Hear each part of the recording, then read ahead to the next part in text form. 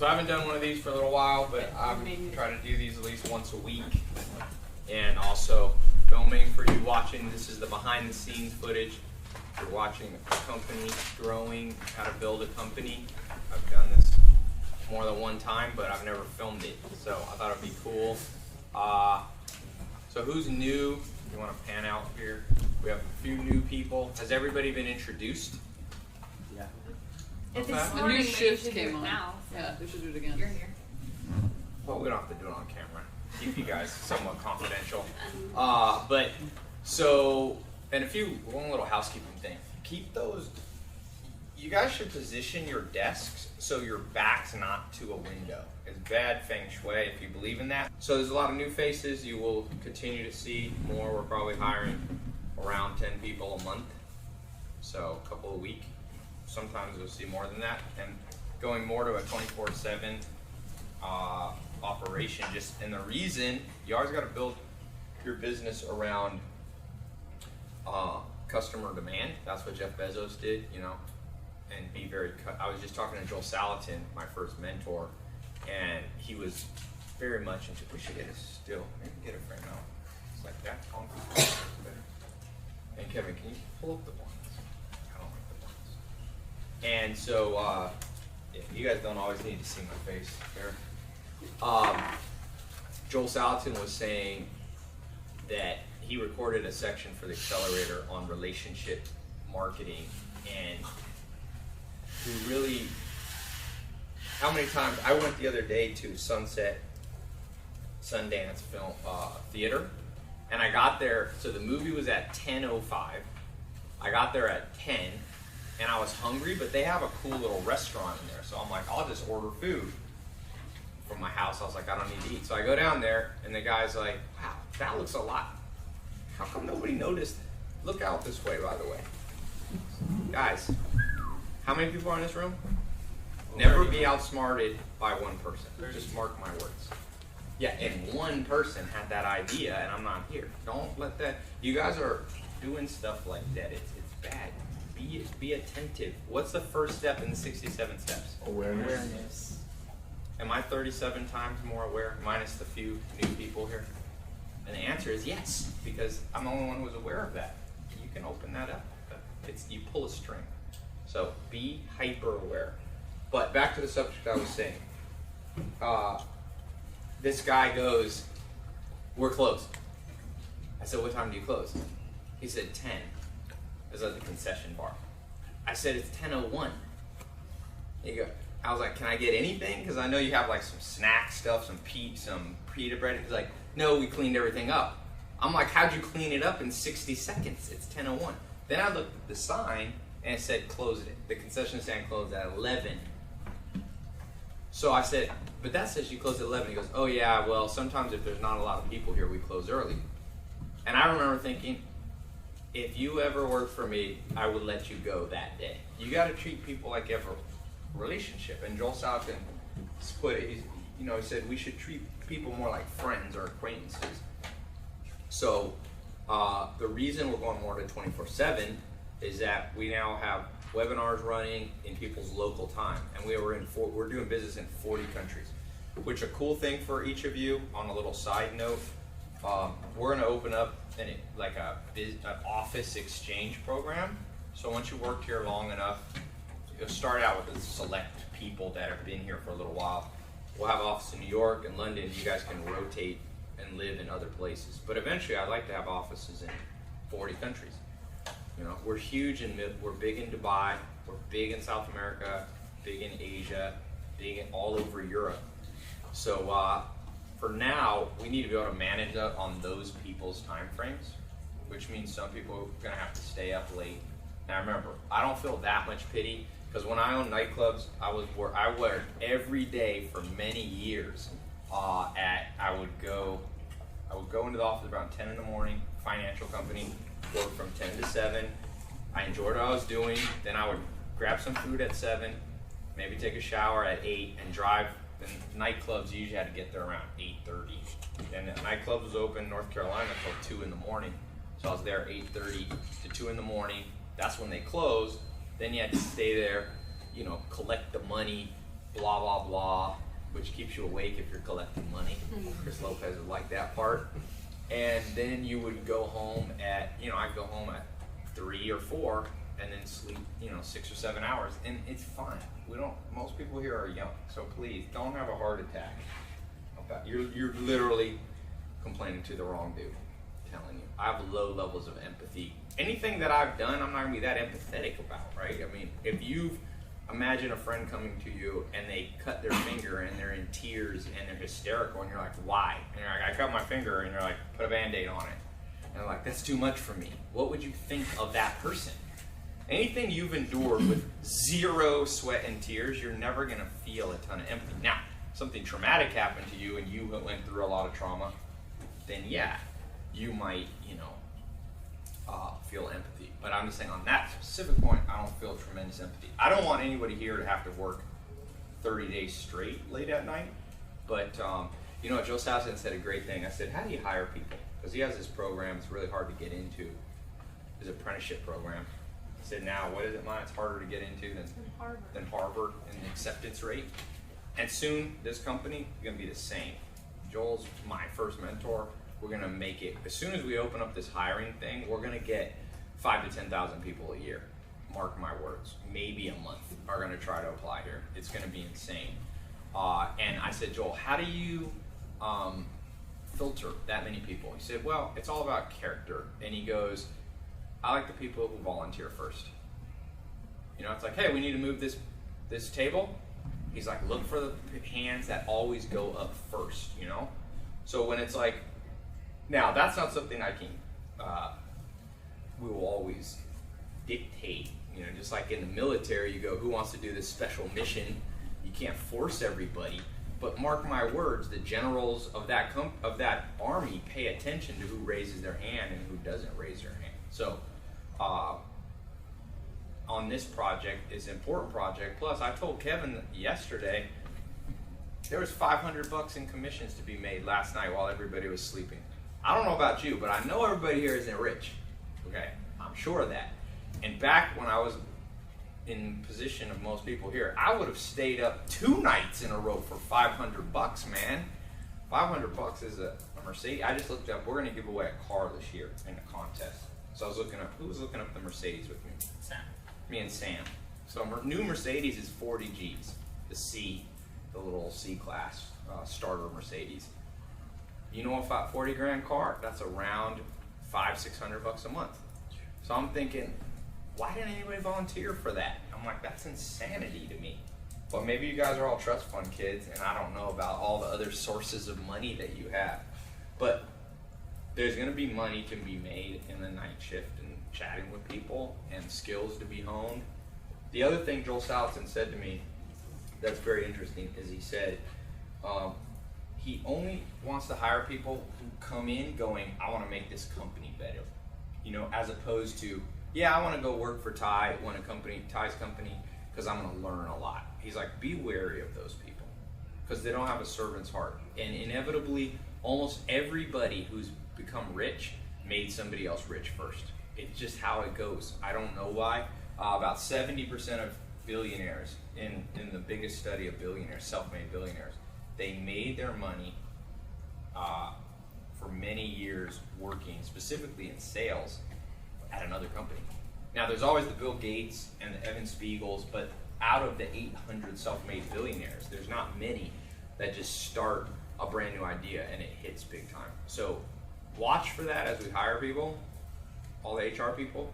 Anybody, that's a good red flag. It's like, yeah. Now, obviously, it's okay for people to have selfish intentions. Like, you guys are working here partly because you need to make money and pay the bills. I'm not asking for Mother Teresa to come work here. We'll be searching forever.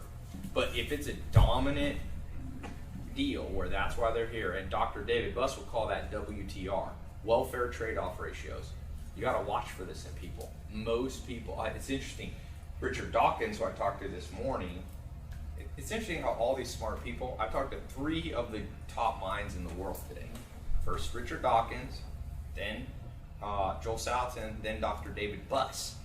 And they both agree on this subject of welfare trade-off ratios. So people who want, but don't give back equal. So Richard Dawkins calls it cheaters, suckers, and grudgers. That's the biological term when they studied birds. And then there's something called partial grudgers, which is very interesting. You don't hear about that much. A partial grudger is like you have a friend and they ask you to help them move. And you're like, oh, sure, you're my friend. And you show up there at 9 in the morning on a Saturday on your day off, and you help them move all day. And it's like till 9 a.m. to 9 p.m. So a cheater, if you have a friend who's a cheater, when it's your time, you're like, can you help me move? Like, oh man, I got yoga that day, right? So everybody's dated somebody like that, had a business partner's gonna be like that, mark my words. But then there's people that are partial cheaters. So what they do is go, sure, you help me move, I'll be there at 9, and I got from 9 to 11 to help you, and then I gotta go do something else. See, they kinda help you. And those, Richard Dawkins says, those are even more dangerous because they tweak your mind and you're like, oh, well, is that person helpful? No. Everything should be reciprocal. I call it 1 for 1. It should be precisely 1 for 1 at a minimum. So the programs that people are paying, calling in, $997, $1,000 or 1,000 pounds, 1,000 euros, it is so not 1 for 1, meaning it is worth $10,000. I'm absolutely sure by every measure of the stuff that they're going to get in there.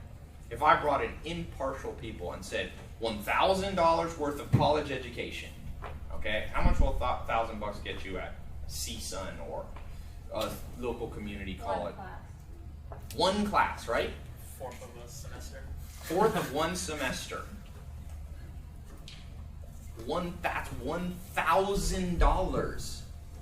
I just recorded and we're just dumped in Joel Salads and stuff. These are guys that shake hands with the President of the United States. These are guys in National Geographic. These are not pseudo ding-dongs. I'm putting in stuff by people who make $1 million a day. You know? There was a guy my buddy just here, he just made $90 million last year net. He's like, how old is he, 30? 124. He grossed, I don't want to say exactly, grossed the 120 million. He didn't want to live in the U.S. because he makes so much money, he didn't want to pay taxes. He just left. I'm like, I don't care, I'll live in another country. So you want to learn from a community, no offense to a community college professor, but they ain't making $100 million a year. So you want to go through an economics textbook with them, or you want to learn our stuff? No, our stuff is reciprocal. We're charging $1 for every $10 value we give. I would take a product away if we weren't doing that.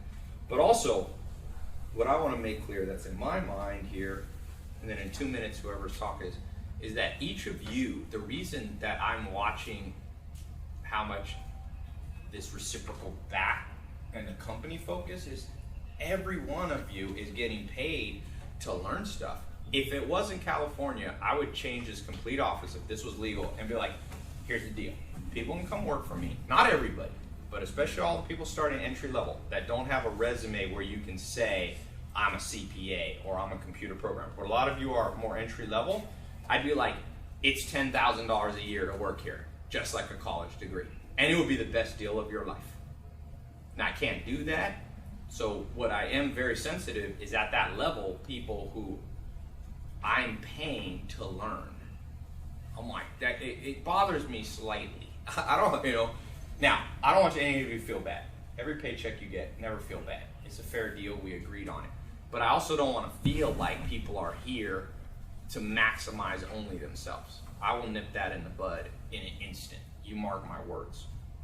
And I already have in this company, and I will continue to do it. Now, the people that are left standing here, are people who have done better in terms of fitting in the company culture, okay? So be very mindful of WTR's trade-off ratio.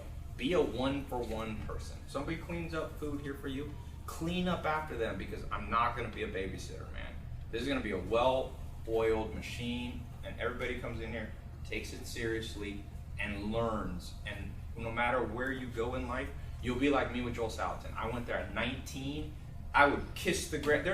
I can think of very few people in the world that I would take a bullet for without any thought. It's basically like Joel Salatin, maybe one of the Amish guys, and people related to me by blood. That's it. You know, Herman, maybe my friend, a few of my friends, Zach, maybe. But you guys, if you go through this, I think you'll look back with fond memories wherever you end up. Some of you will end up doing huge things. Some of you are intrapreneurs. You will do best to innovate within another company. Not everybody here is an entrepreneur, okay? About 20% of people should be entrepreneurs. The other 80% work as an intrapreneur innovating in an existing system, okay? Any questions? Examples? Is that a real term, entrepreneur? There's a few Harvard guys that started to coin that term, intrapreneur. Let's put it on a t-shirt and copyright it. That's cool, I like that. I don't know if I could. I might have to give them the right. Okay, whose 2-minute talk is it? Eddie. Okay. Well, we're trying to do these precisely. 16 minutes. Now we have 2 minutes. Right on.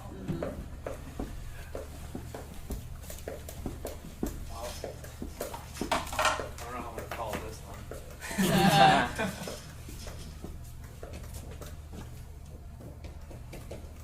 He's a lefty.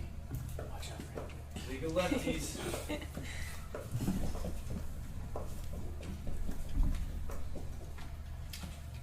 Alright, so Ready? I got your timer going. 2 minutes. So last night I was actually having a conversation on this topic. I was speaking with somebody about particularly the vibrations of music. How if you take, like, let's say a major scale, or like a C major scale on the piano. Does everyone know the difference between a major and a minor scale? No. Okay, so basically major, just like to put it real simply, major just sounds happy, and then minor sounds a little bit more somber. And it's in the collection of notes, how they relate to the root note, or what's called the tonic. Each note in relation to the tonic has a specific vibration, and that's why when you hear it in a major scale, it evokes happiness, like a feeling of something good's happening. Whereas in a minor scale, it kind of tones it down a little bit. And there's even a tone in a scale which is called the flatted fifth, or the tritone, that in medieval times was considered the devil's music because it sounded so dissonant. The vibration it was at creates this almost innate response where you're almost like, it's just jarring and you cringe, And so that's kind of where it started, and we were discussing how, you don't have to necessarily speak the same phonetic language as someone else in like another part of the world, but we all understand how, like, for instance, in music, those vibrations will generate the same kind of response, which is fascinating. And that also kind of goes into our tone of voice. And I relate it to this because, as in customer support, we deal with different people, and they all have different levels of emotions when we're dealing with them. And the way that we respond to them, they will sort of reciprocate with how our vibrations are. So if we're speaking like softly and just calmly, even if they're starting like right up here, they'll eventually kind of come down and level with us. Whereas if you match levels with somebody, like if someone's yelling at you and you yell back at them, you're just already. Oh, keep going. Okay, well, so I just thought that was really interesting. It's the same thing in like animals, right? If you're reprimanding your dog, it knows you're pissed because of the vibrations of like your level of voice and like how you're communicating to them, or if your dog also knows when you're happy with it. So it was we were just kind of having a little dialogue about just how fascinating that is, how it all relates down to vibration. And again, I related it to what we do with customer support is as long as we keep the good vibes, right? It's like Daniel knows. I learn a lot from this guy every day. I've found that to be effective. If someone, actually last week, someone was very kind of almost distraught, kind of in her tone of voice, and by the end of the call, she asked for my number. Cool. So, By the way, no dating any customer from the phone number. I figured. I just said that's very kind of you. I got you off the chat last night, Kevin. But yeah, as long as you're, you kind of have to be unapologetic in your calmness. It's like a mentor of mine would use this term, ruthless compassion. So it's like, you would always come from that place, regardless of where they would try to take you with how they were acting. But you just had to commit to those good vibrations, and then evoke the proper emotion. So I just thought that was interesting to bring up. Usually we go around and everybody comments, but we got to go up and do this thing. So I'll just give my 2 cents. So Sure. make sure what I would have said. I'll just not mince words. This is how I would have done it. I would have said the way that musical vibrations evoke emotions are the same way you should evoke emotional responses from customers when they call in. So try to bring. I've always found when I speak and it's too non-related to what people do on a day-to-day, they don't remember it. Right. And then try to stay in the 2 minutes. That's tough. When I did my TEDx talk, I had 18 minutes, and I was like 18 minutes and 5 seconds. It's a skill.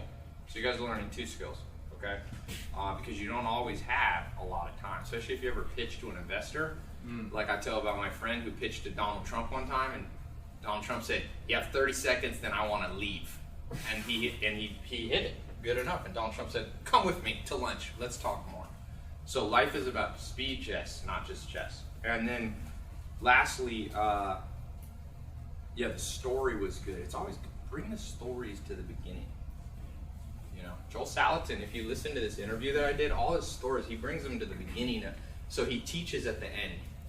So it's like, "Joel, what do you think is the best thing to close a deal?" He goes, "Well, there was this chef, and the chef wouldn't buy my eggs. And so I drove there, and I cracked a store-bought egg, which is all like nasty yolk, and I took the yolk out and tried to throw it in from hand to hand and just obliterate it, because it's not, when an egg's fresh and healthy, it holds together." So then I just went in the box and I cracked one of our eggs, and I took the yolk out and I started throwing it back and forth. And I was like, see, that's the eggs that you don't want, that fall apart. These are what healthy. And he said, then the lesson was, he said, that's why, Ty, when you can't close a deal, sometimes you got to demonstrate in person. So now everybody learned the lesson of demonstration. It sticks with you. If he would have started out by going, demonstration works 92% of the time versus not demonstrate, humans don't remember. Always bring your stories to the front. Okay? Cool. Sound good. Thank you for the feedback. Yeah.